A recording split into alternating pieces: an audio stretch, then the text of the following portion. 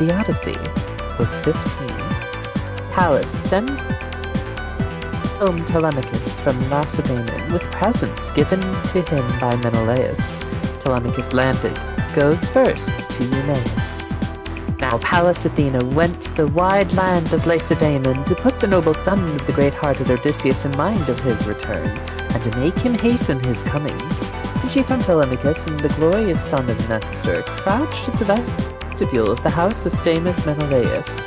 The son of Nestor truly was overcome with soft sleep, but the sweet sleep gat not hold of Telemachus, but through the night divine, careful thoughts for his father kept him wakeful. And grey-eyed Athena stood nigh him and spake to him, saying,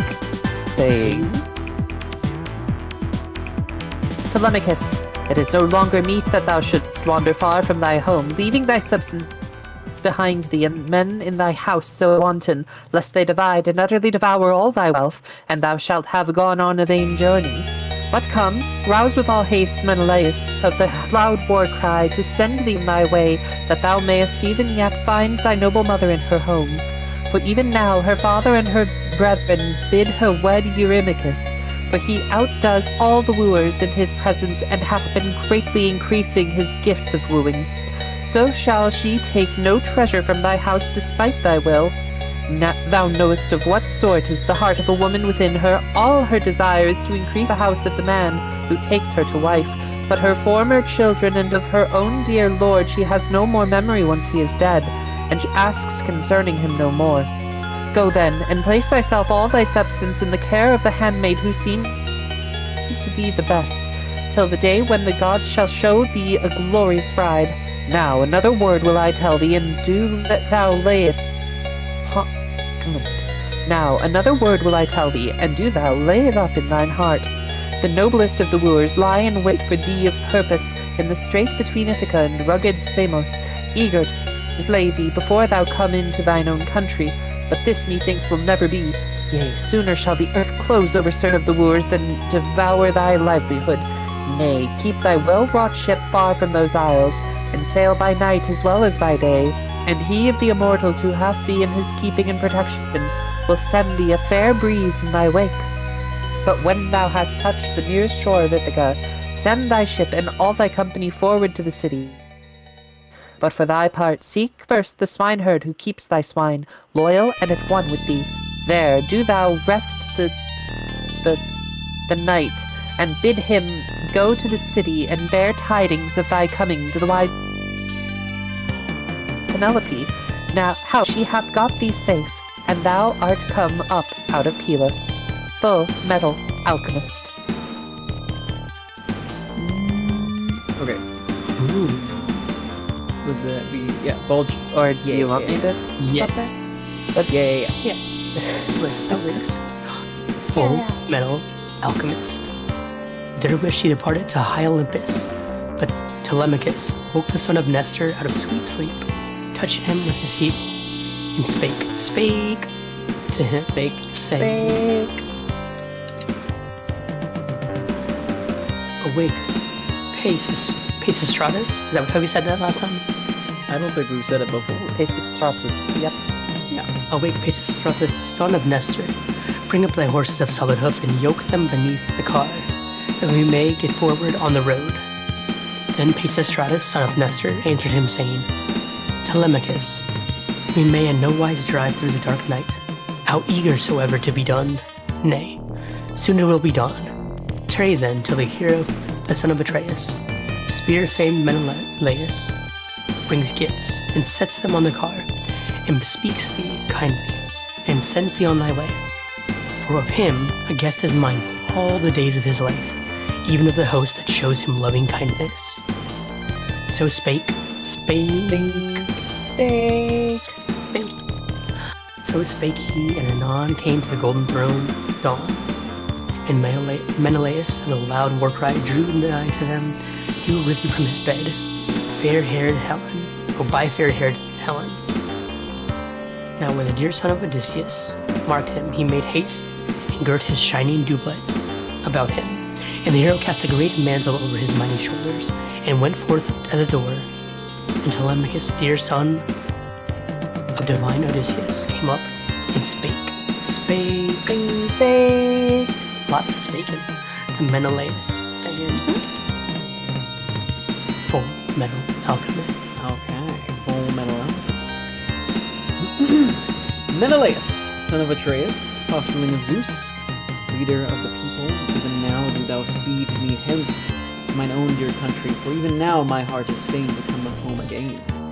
Then Menelaus of the loud war cry answered him, Telemachus, as for me, I will not hold thee a long time here, that art eager to return. Nay, I think it shame, even in another host, who loves overmuch or hates overmuch.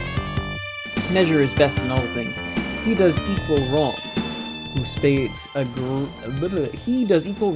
speeds a guest that would fain abide, and stays one who is in haste to be gone.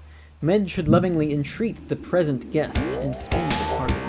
But abide till I bring fair gifts, and set them on the car, and thine own eyes behold them.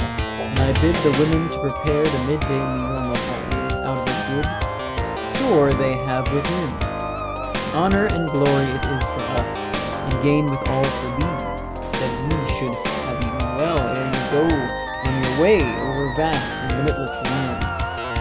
What and if thou art minded to pass through Hellas and mid-Argus, so shall I too go with thee, and yoke thee horses, and lead thee to the hounds of men, and none shall send us empty away, but will give us some one thing to take with us, either a tripod of goodly bronze, or a cauldron, or 2 mules, or a golden chalice.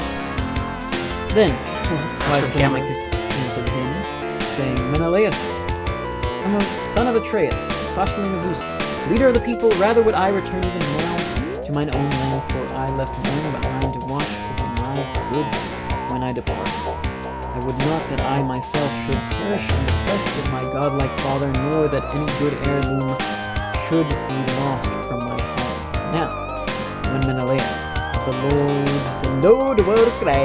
loud war cry, heard this saying, straightway he bade his wife and maids prepare the midday meal in the halls, out of the good store they had laid down. Then Antonius, son of Bothilus, came nigh him, just risen from his bed, and for he abode not far from him. Menelaus of the loud war cry bade kindle the fire and roasted the flesh, and hearkened and obeyed. Then the prince went down into fragrant treasure chamber, not alone, but Helen went with him, and Megapenthus. Now, when they came to the place where the treasures were stored, then Atrides took a 2-handled cup, and bade his son Megapenthus to bear a mixing bowl of silver. And Helen stood by the coffers wherein were her robes of curious needlework, where she herself had wrought. Then Helen, the fair lady, lifted one and brought it out, the whitest and most beautifully embroidered of all, and it shone like a star, and lay far beneath the rest. Then they went forth through the house, till they came to Telemachus, and Menelaus, the fair hair, spake to him, saying, Full Metal Alchemist! Steak! Yeah, spake, that too. Yes, spake. Let's see here. Steak dancing. And this is... Who exactly is this? Helen lifted one? Menelaus.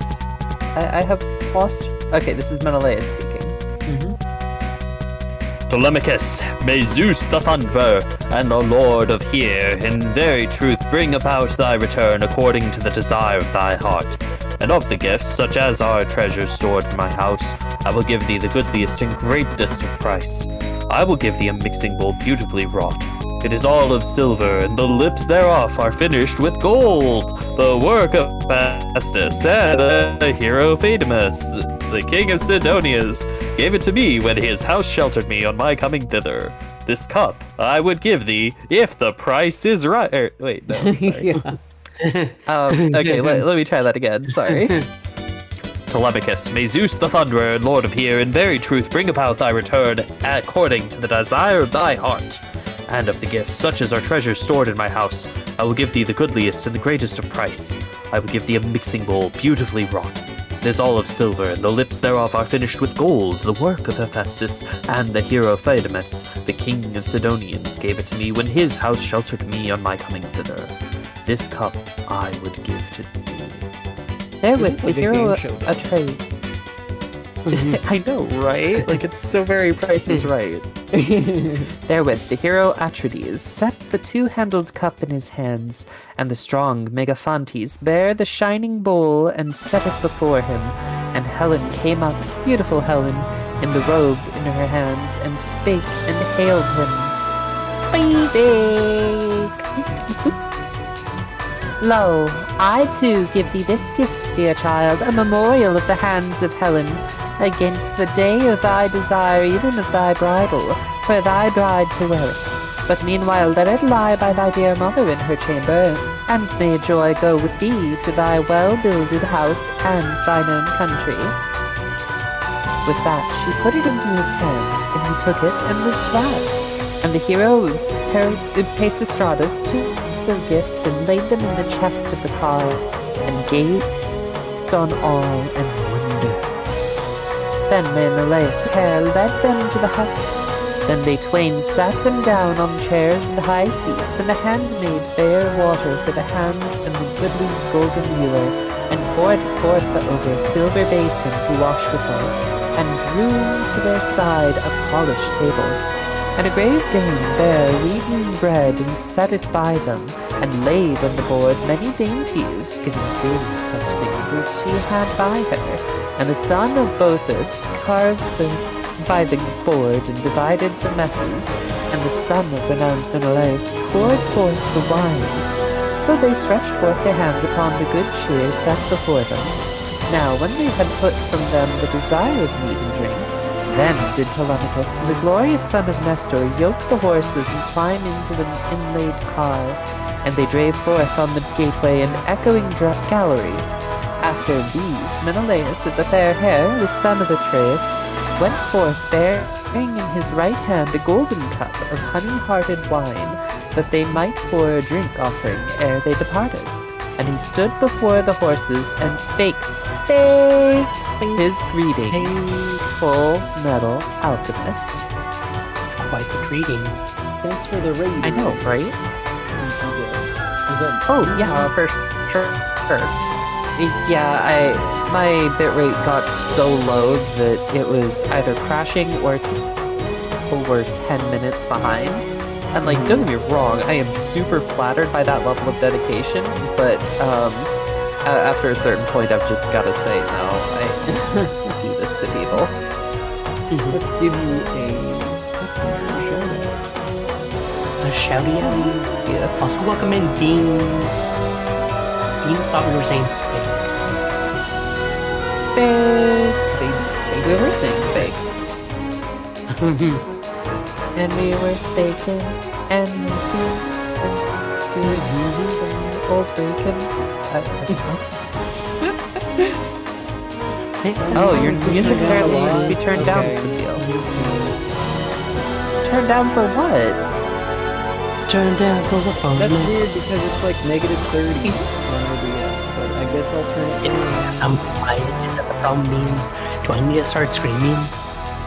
Do I need to start mean, Voices screaming? are pretty high above the music, so I don't know why. Maybe it's the compression. I couldn't tell you. I don't know either. Okay. 90KY either. Okay. Oh, you know what? Oh, It's because Yes. I can see the problem. Just a moment. I can see the problem.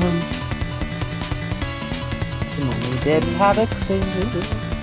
The audio is scuffed, it happens, and Satil Okay. is handling it. That should be good now. There was a extra source that didn't need to be there. That's why I was messing it with it. Yes. Are we good to go? Yeah, Well, we're good. congratulations Test on 1, 2. resolving it. Well done. Test 1, 2. Okay. Full Metal Alchemist. Farewell, knightly youths, and salute in my name Nestor, the shepherd of the people, for truly he was gentle to me as a father, while we sons of the Achaeans warred in the land of Troy. And wise Telemachus answered him, saying, Yea, verily, O fosterling of Zeus, we will tell him all on our coming, even as thou sayest. Would God that when I return to Ithaca, I may find Odysseus in his home and tell him all. So surely as now I go on my way, having met with all loving kindness at thy hands, and take with me treasures many and goodly. Oh, I gotta click back in the screen. And even as he spake, Spake. Spake.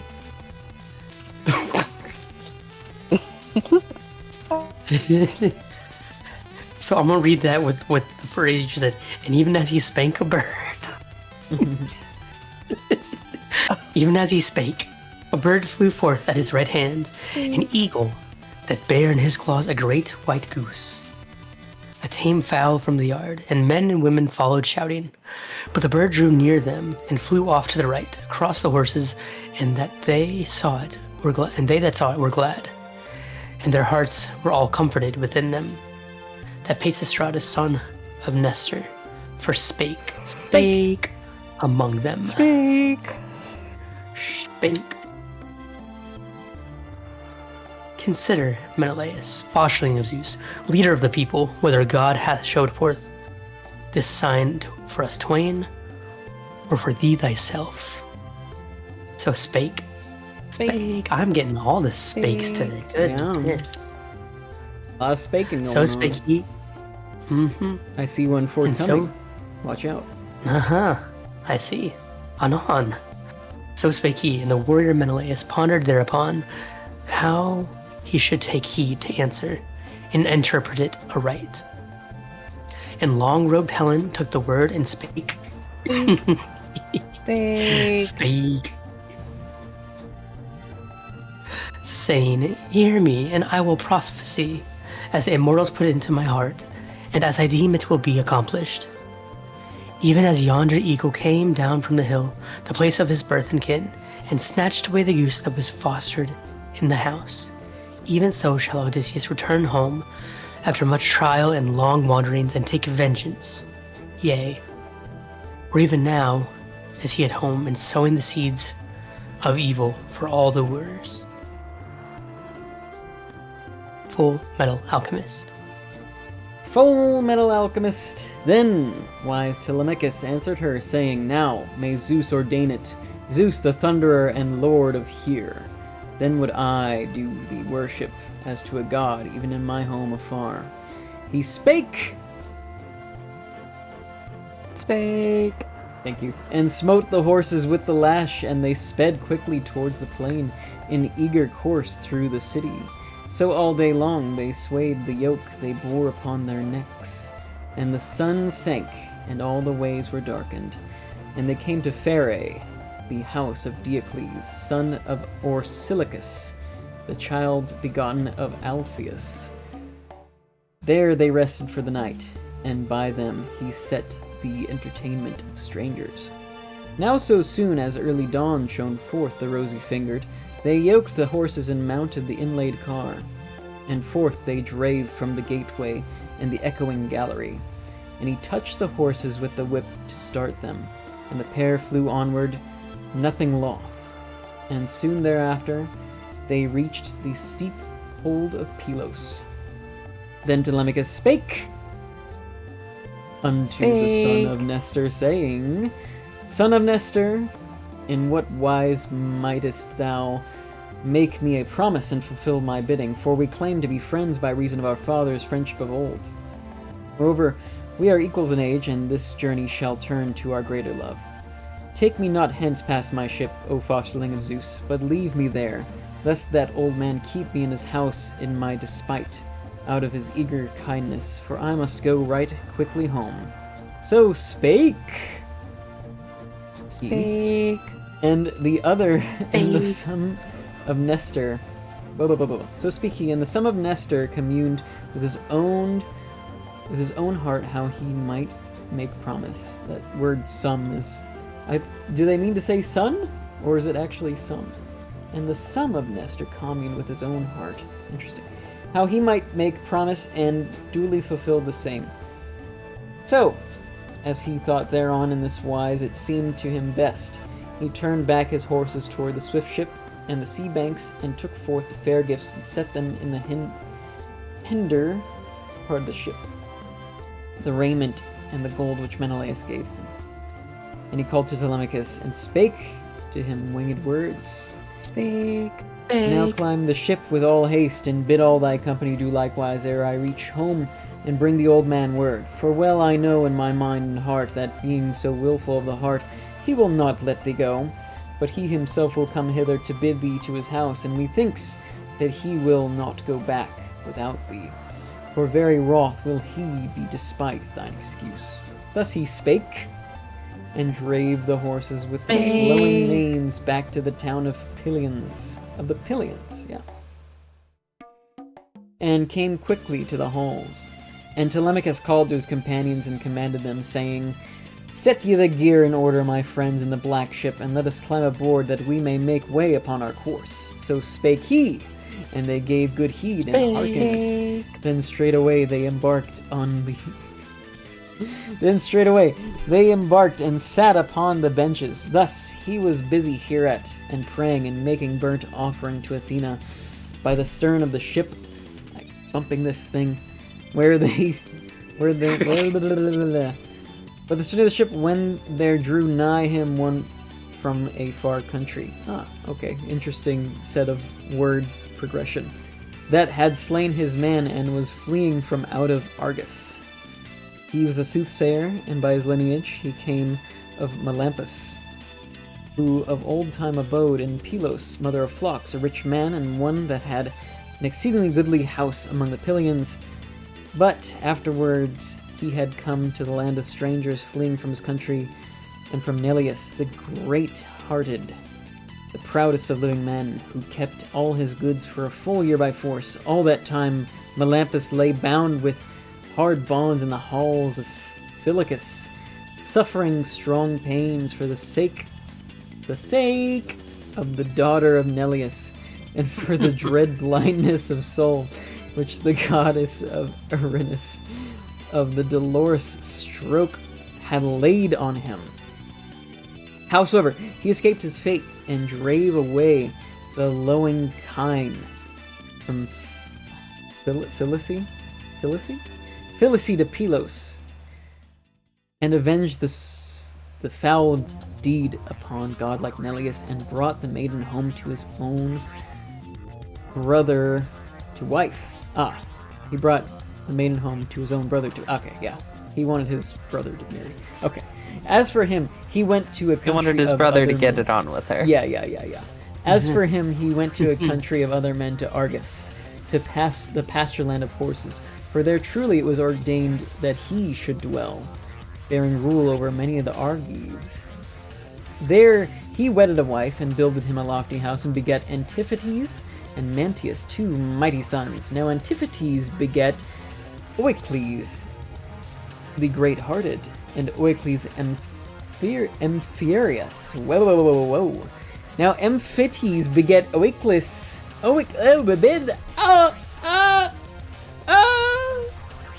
Now, Okay. let's start again. I think Cecile got broken. Yeah. Now Antiphates begat Oicles. Oicles, yes. Uh-huh. Oicles. Oh, The great-hearted. Oicles. I'm dying. And Amphiaraus? Oicles Amphiaraus. Yes, Amphiaraus. Amphiaraus. The rouser of the host, whom Zeus, lord of the Aegis, and Apollo loved with all manner of love. Yet he reached not the threshold of old age, but died in Thebes by a reason of woman's gifts. And the sons born to him were Alcmaeon and Amphilochus.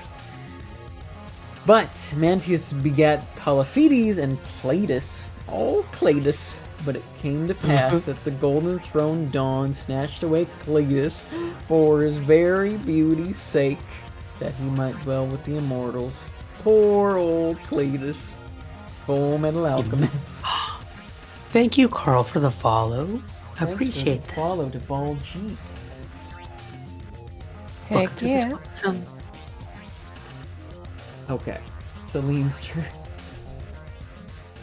That was a you're- long Right. text. Oh, We're I did here. want to know what was it that got you early, like before the weekless? Oh, like I were think not there was being just too too- many names. There's too many people begetting too many people with too many names. It is very much a genealogy in a language that none of us speak Yes. or spake. Spain. Think. And Apollo made the high-souled Polyphetes a seer, far the chief of humankind, Amphiaraus being now dead. He removed his dwelling to Hyperesia, and being angered with his father, and here he abode and prophesied to all men. This man's son it was, Theoclymenus by name, that now drew nigh and stood by Telemachus, and he found him pouring a drink offering and praying by the swift black ship, and uttering his voice, he spake to him, to him winged words.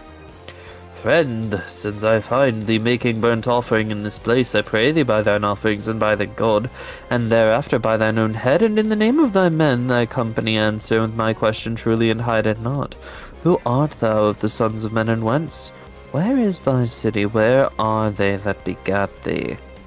And wise Telemachus answered him, saying, Yea now, stranger, I will plainly tell thee all. Of Ithaca I am by lineage, and my father is Odysseus, if ever such an one there was, but now hath he perished by an evil fate.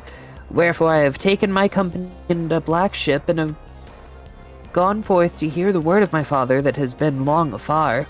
Then godlike Theoclymenus spake to him again, saying, Even so, I too have fled from my country for the manslaying of one of mine own kin. And many brethren and kinsmen of the slain are in Argos, the pasture land of horses, and rule mightily over the Achaeans. Wherefore now I am exiled to shun death and black fate at their hands, for it is my doom yet to wander among men. Now set me on board thy ship, since I supplicate thee in my flight, lest they slay me utterly, for methinks they follow hard after me. And wise Telemachus answered him, saying, Surely I will not drive thee away from our good ship, if thou art fain to come. Follow thou with us then, and in Ithaca thou shalt be welcome to such things as we have.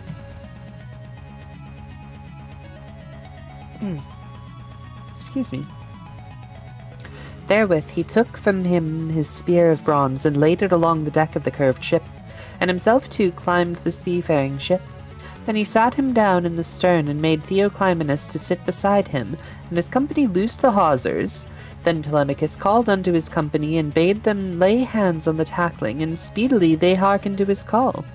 So they raised up the mast of pine tree, and set it in the hole of the cross plank, and made it fast with forestays, and hauled up the white sails with twisted ropes of oxhide, and grey-eyed Athena set them from a favouring breeze, rushing violently through the clear sky, that the ship might speedily finish her course over the salt water of the sea. So they passed by Crone and Chalcis, a land of fair streams.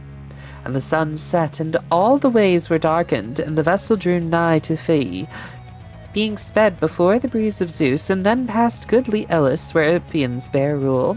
From thence he drave on again to the pointed isles, pondering whether he should escape death or be cut off. Now Odysseus, the goodly swineherd, were supping in the hut, and the other men sat at meat with them. So when they had put from them the desire of meat and drink, Odysseus spake among them, to prove the swineherd, whether he would still entertain him diligently, and bid him abide there in the steading, or send him forward to the city. Full Metal Alchemist. Full Metal Alchemist. Listen now, Eumaeus, and all the others of the company. In the morning I would fain be gone to the town to go a-begging, that I be not ruinous to thyself and thy fellows. Now advise me well, and lend me a good guide, by the way, to lead me thither, and through the city, while I wander alone as needs I must. If perchance one may give me a cup of water and a morsel of bread. Moreover, I would go to the house of divine Odysseus and bear tidings to the wise Penelope, and consort with the wanton wooers, if haply they might grant me a meal out of the boundless store they have by them. Lightly might I do good service among them, even all that they would. For lo, I will tell thee, and do thou mark and listen.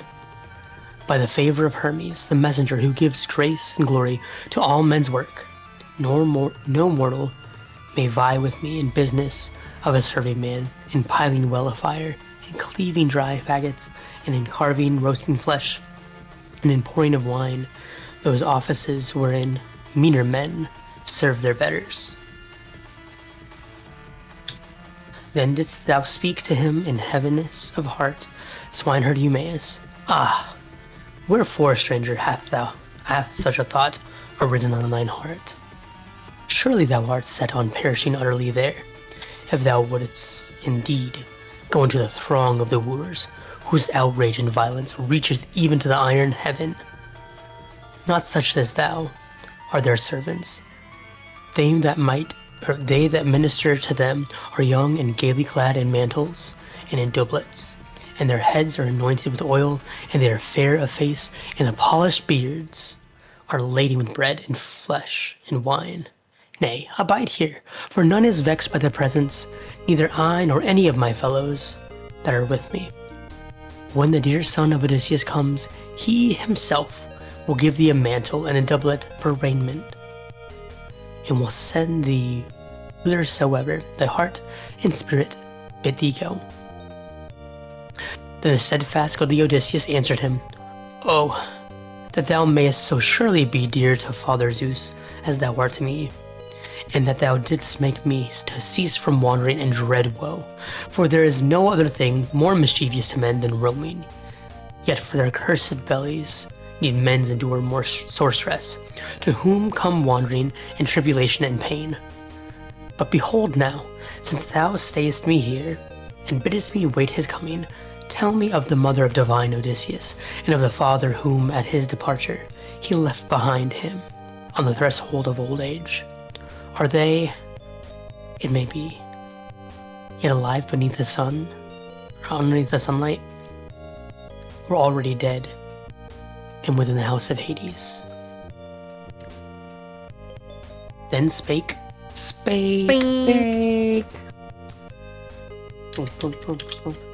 Then spake to him the swineherd, a master of men.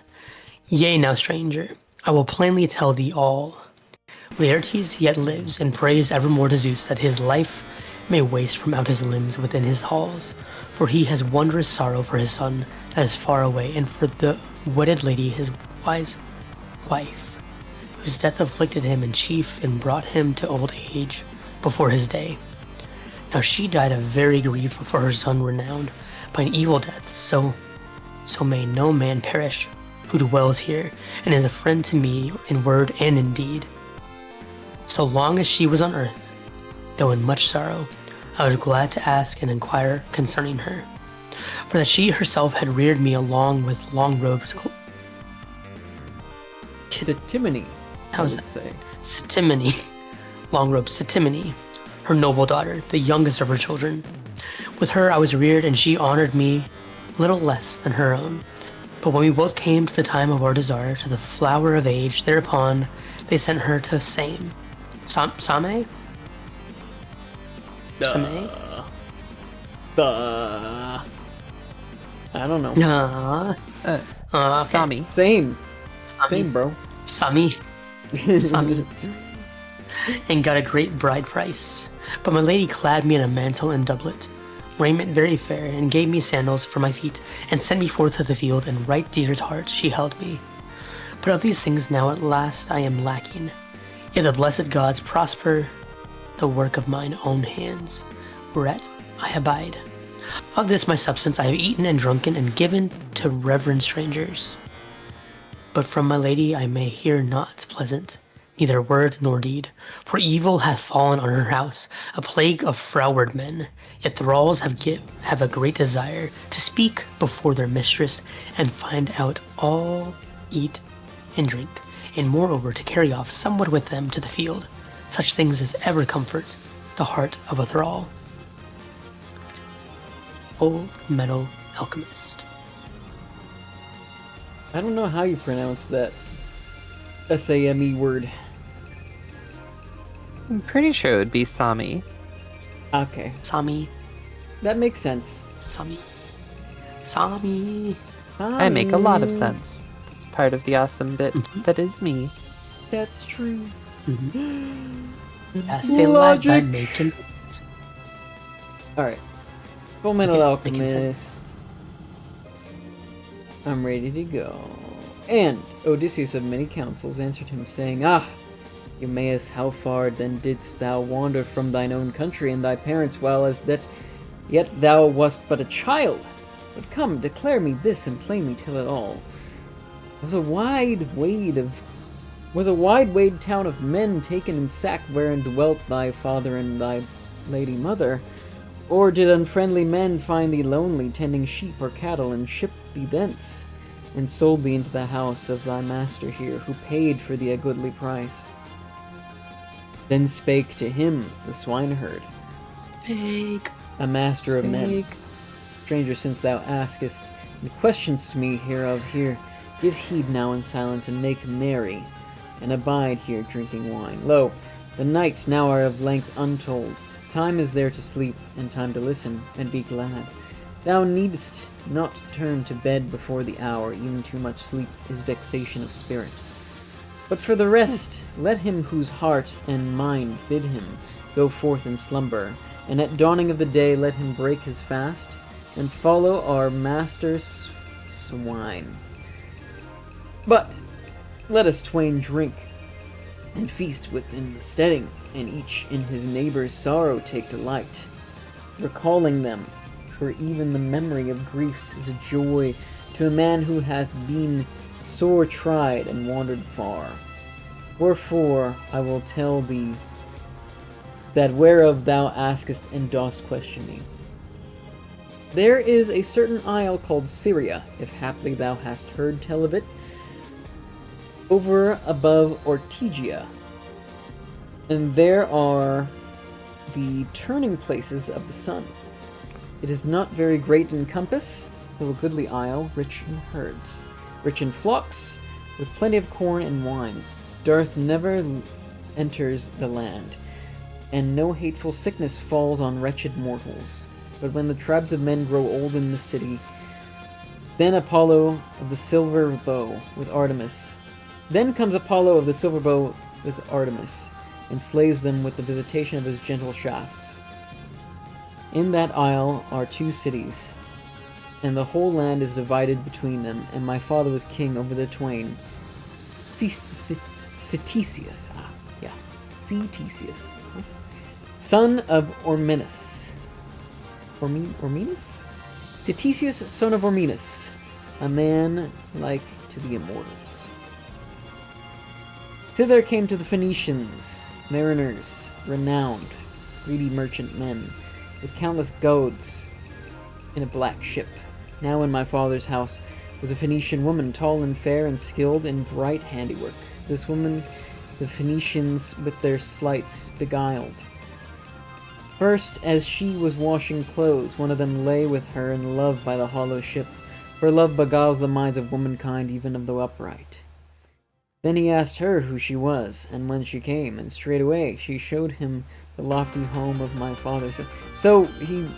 Okay, wait. He laid with her, and Didn't then know he who asked she where was. Yeah, didn't even know who she was? Okay. Dang. don't What's your even know your name? name. Oh, cool. Dang. Wow. Yeah. It's one of those times. Alright. Then he asked her who she was, and whence she came, and straightway showed him the lofty home of my father, saying, From out of Sidon? Sidon? Sidon? Sidon.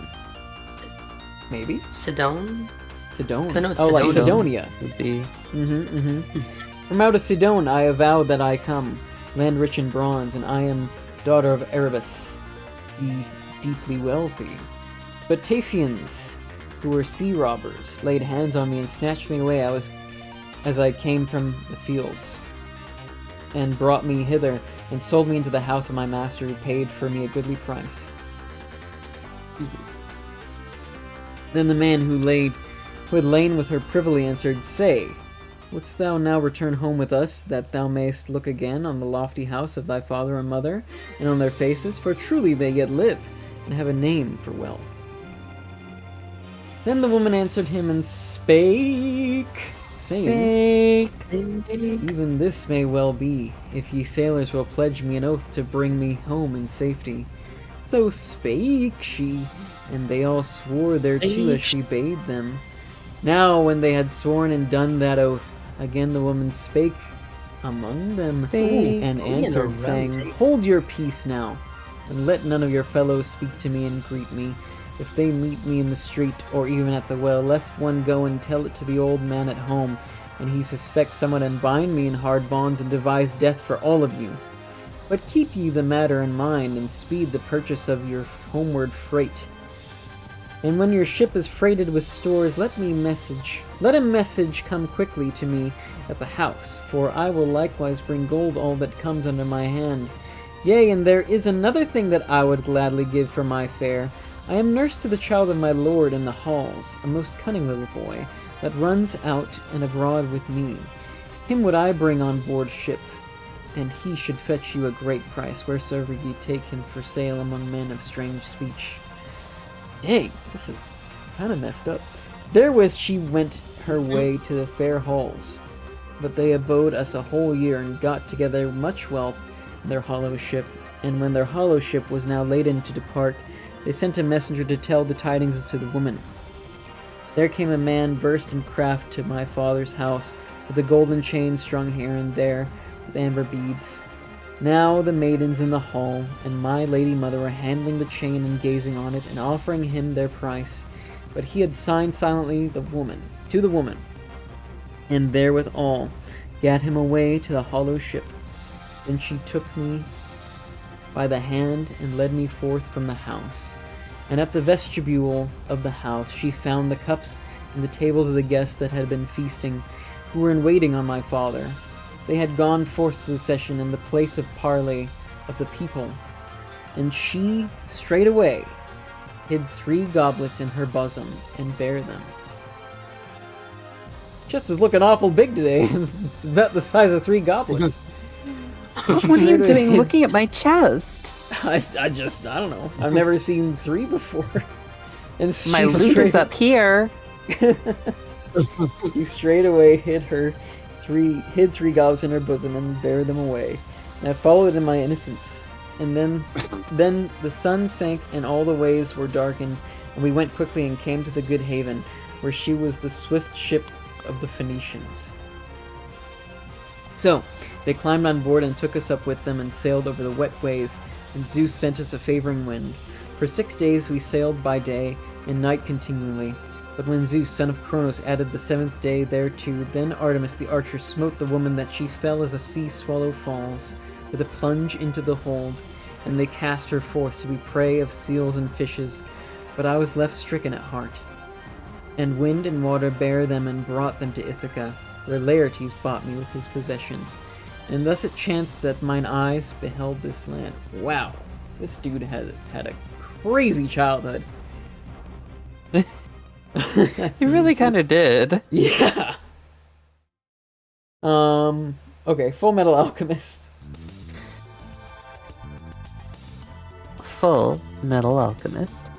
Then Odysseus, of the seed of Zeus, answered him, saying, Eumaeus, verily thou hast stirred my heart within me with the tale of all these things, of all the sorrow of heart thou hast endured. Yet surely Zeus hath given thee good as well as evil, since after all these adventures thou hast come to the house of a kindly man, who is careful to give thee meat and drink, and right well thou livest. But I have come hither still wandering through many towns of men.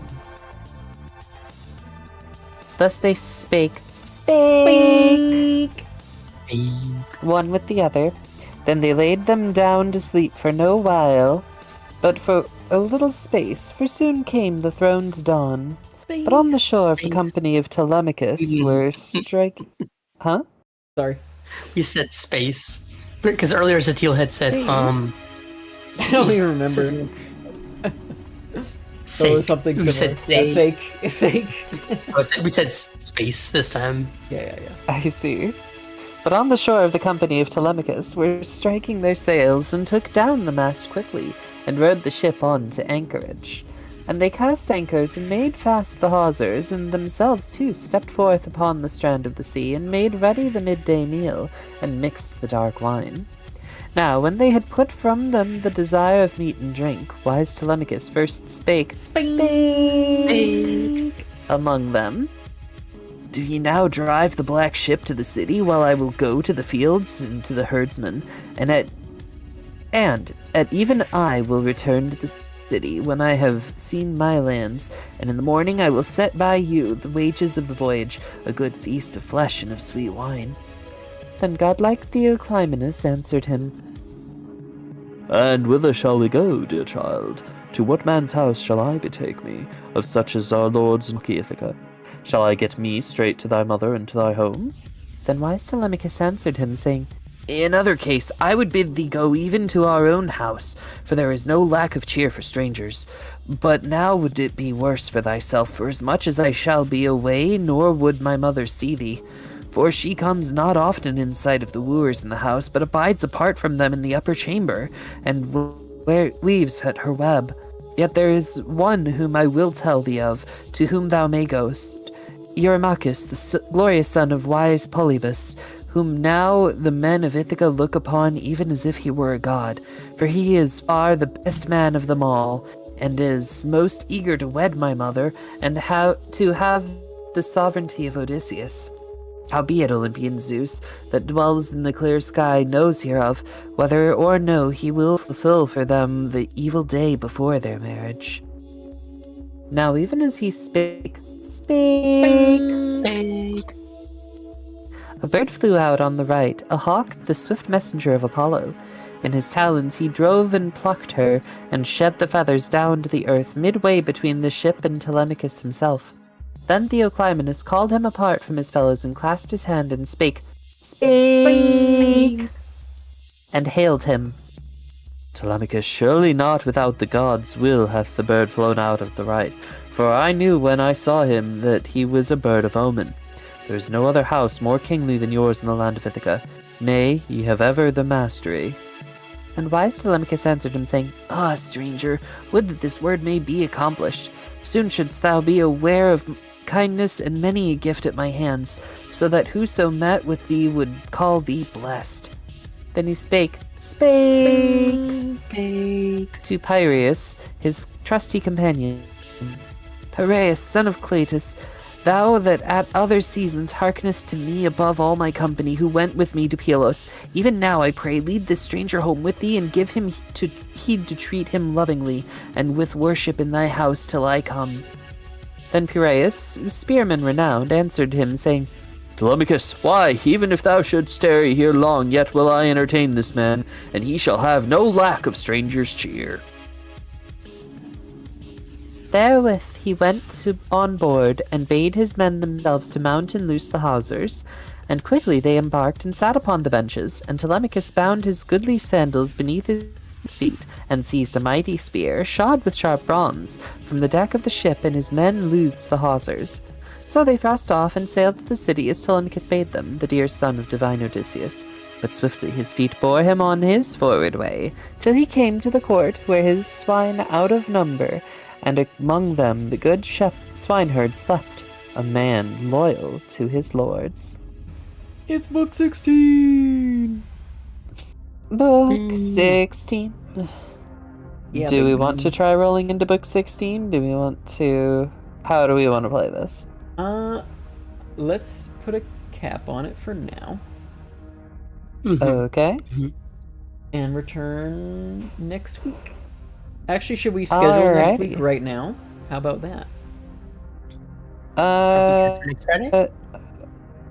Let's see, what are we looking at? Yeah, next week I can do. The week after I'll be occupied.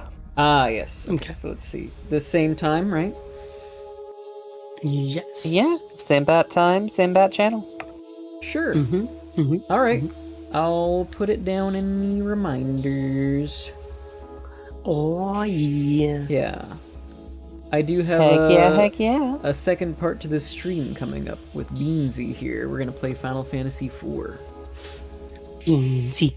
Beansy. Beansy. Alright, so let me put that So down. congratulations on your 5 souls from the drum catch game. Thank you.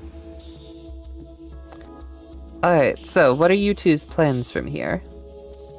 I'm gonna keep a Okay, streaming, because I got yeah. a guy to meet. And then, I don't know. Everyone have a good night. I'll hang up on the Discord call. And thank you for joining. Beansy. Beansy. Beansy. Bees knee, bees knee, bees knee. Bees knee. And always a pleasure to read. And see you next time on Likewise. Reading Renegades. Reading Renegades. Until next time. Yeah. Have a good night, everybody. Good nighty.